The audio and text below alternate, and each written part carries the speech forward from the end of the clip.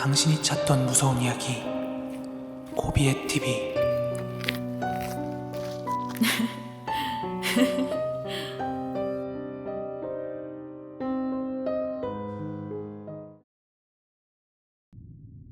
지금부터 들려드릴 이야기는요, 제가 곁에서 본 절친의 일이에요.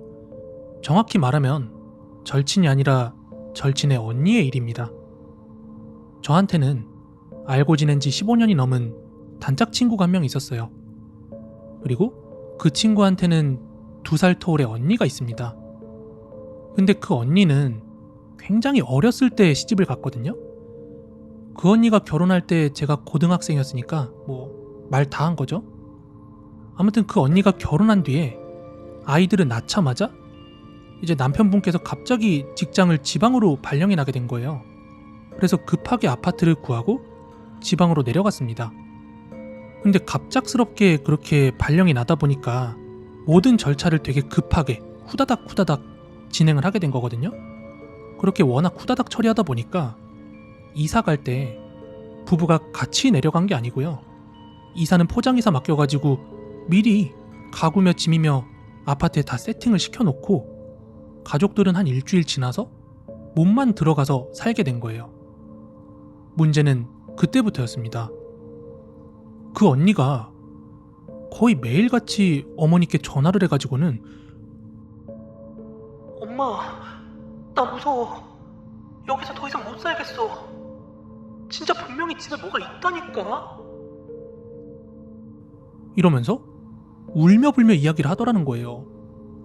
하지만 언니가 평소 성격이 밖에서 술 마시고 친구들 만나고 노는 걸 워낙 좋아하던 성격이었고, 게다가 언니가 아직 어린 나이였기 때문에 부모님들은 그 말을 진지하게 들은 건 아니었던 모양입니다. 그냥 예를 들자면, 아이고 우리 누구야, 철 좀 들어라, 서울 와가지고 쌩 놀 생각만 하고, 에휴, 막 이런 식으로요. 그리고 제 친구도 저한테 언니 이야기하면서 야, 우리 언니 너무 철이 없어, 막 이런 식으로 얘기를 했었거든요, 그 당시에는. 그런데 정확히 반년도 안 돼서 언니가 가출을 한 거예요. 아직 어린 아기인 자식들도 남편도 전부 버리고 가출을 한 거죠. 근데 가출만 한 게 아니라 인성 자체가 바뀐 듯이 막 살기 시작했대요. 여기저기서 막 대출을 받아가지고는 돈도 방탕하게 쓰고, 부모나 친지한테도 자기가 어디서 어떻게 지내는지 전혀 알려주지 않았다고 합니다. 가끔 돈 좀 달라면서 전화하는 게 전부였다고 해요. 그때 당시에 진짜로 제 친구네 집 분위기가 거의 초상집 같았습니다. 딸이 사라진 것도 사라진 거지만 아직 혼자 밥도 못 먹는 그 어린 외손주들은 또 어떡해요. 제 친구도 자기 언니 이야기하면서 아유, 저 독한 년 진짜 나쁜 년이야 이러면서 온갖 욕을 다 했어요, 그 당시에. 아무튼 아내가 가출을 했으니까 어린 2아이 돌보느라 남편분은 일도 못했다고 합니다. 결국 그 지방에 구한 집을 다시 처분하고 서울로 올라와 살기로 하고, 그 어린 2아이들은 친구의 부모님이 돌보시기로 했어요. 그리고 그 집을 처분하기로 한 당일날이었습니다. 남편분께서는요, 아내가 가출한 집은 꼴도 보기 싫다면서 곧장 아이들 데리고 서울로 올라갔고, 집 나간 딸을 둔 죄인이 된 친구 부모님께서 그 이사를 도맡아서 하시게 되셨거든요. 그리고 이사를 하다 말고 펑펑 우셨습니다. 왜냐하면 그 안방에 있는 옷장을 드러냈을 때 옷장 뒤에 감춰져 있던 벽을 보시고 막 대성통곡을 하셨어요. 그 벽에는 부적이 한 장도 아니고 수백, 수천 장이 발라져 있었대요. 부적을 너무 겹쳐 발라가지고 벽도 보이지 않았고 말 그대로 부적으로 도배를 해놓은 형상이었대요. 그래서 부모님께서는 아이고 지연아, 너를 믿어주지 못해 내가 미안하다, 내가 죽일 놈이다 이러면서 막 대성통곡하고 우셨대요. 그리고 나중에 그 부모님께서 예전에 그 이사를 담당했던 이삿짐 센터를 찾아가서 막 뒤집어 놓으셨대요.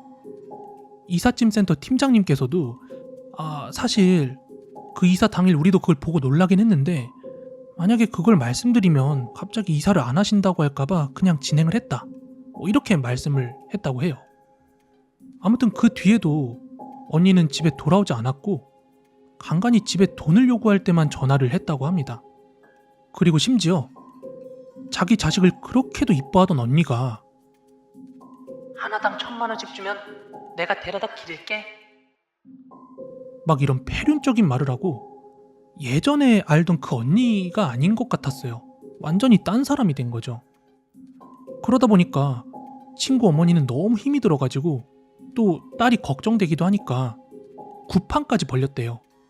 그리고 나중에 언니가 돈 달라고 이렇게 통화가 됐을 때 집으로 들어와라. 너 위해 가지고 구판까지 벌리고 막 했다.